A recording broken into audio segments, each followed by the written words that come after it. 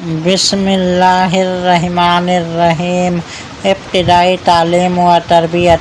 हज़रत निज़ामुद्दीन रहमतुल्लाह अलैह 5 साल के थे कि बाप का साया सर से उठ गया।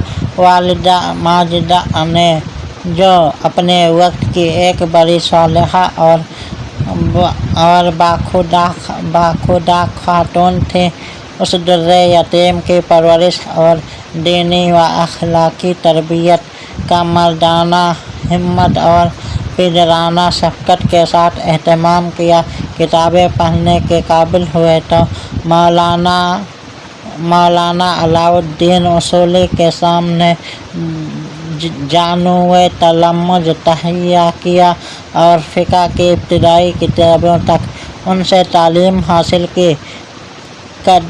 कदूरी ख़त्म की तो मौलाना अलाउद्दीन ने फरमाया कि मौलाना निज़ामुद्दीन अब दस्तार फ़जीलत बांधो। वालिदा साहब से आकर कहा कि उस्ताद ने दस्तार बंदी का हुक्म फरमाया है, मैं दस्तार कहाँ से लाऊं?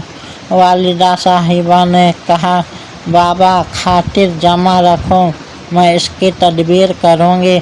चुनांचे रोई खरीद कर उसको कटवाया और बहुत जल्द पगड़ी तैयार कर दी। वालिदा साहिबा ने इस तरकीब में उलमा व सुलहा वे वक्त की दावत की। ख्वाजा अली मुरीद शेख जलालुद्दीन तबरेज़ी रहमतुल्लाह अलैह ने एक पेच बांधा और हाज़रीन मजलिस ने इल्म नाफ़ा और तकम्मुल की दुआ की।